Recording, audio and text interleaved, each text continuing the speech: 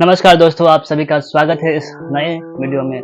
तो दोस्तों आज हम बात करेंगे भारत की स्वतंत्रता के समय भारत की अर्थव्यवस्था किस स्थिति में थी। स्वतंत्रता के समय भारत की स्थिति बहुत ही कठिन थी।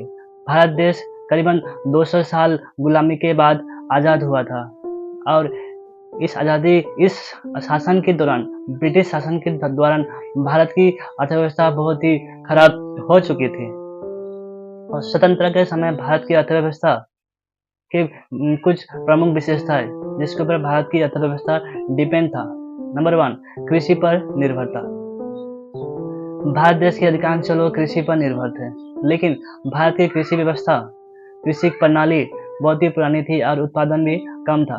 नंबर 2, भारत में औद्योगिक विकास। भारत में आधुनिक उद्योग का विकास बहुत धीमा था, लेकिन भारत में जो कुछ प्रमुख उद्योग थे जैसे कि कपड़ा और इस्पात आदि ब्रिटिश शासन के पूंजी के अधीन थे।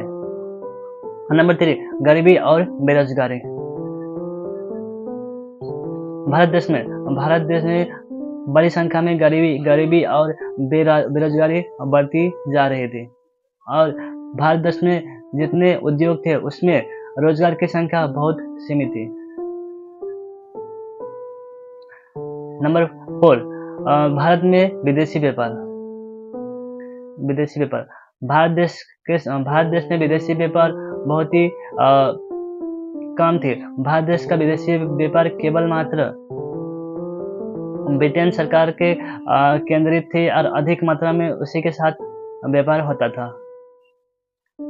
अब भारत देश से कच्चा माल को ब्रिटेन में ले जाया जाता था और वहां से कच्चा माल का उपयोग करके जो माल तैयार होता उसे भारत देश में ही बेचा जाता था और अन्य देशों में भी बेचा जाता था, जिसकी वजह से भारत में आर्थिक तौर पे भारी नुकसान हुआ।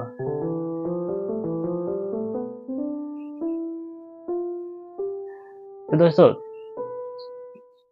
बाद में भारत सरकार ने ब्रिटिश शासन के आजादी के बाद भारत सरकार ने कुछ आर्थिक सुधार किए और कई योजनाओं की तैयार किए, जिसके बदौलत भारत देश में बहुत ही तेजी से आर्थिक विकास हुआ और ऐसे ही करके भारत आज 2024 में आर्थिक विकास में बहुत ही आगे चला गया है और ये प्रेडिक्शन भी है 2027 में भारत की अर्थव्यवस्था दुनिया की तीसरी बड़ी अर्थव्यवस्था होगा।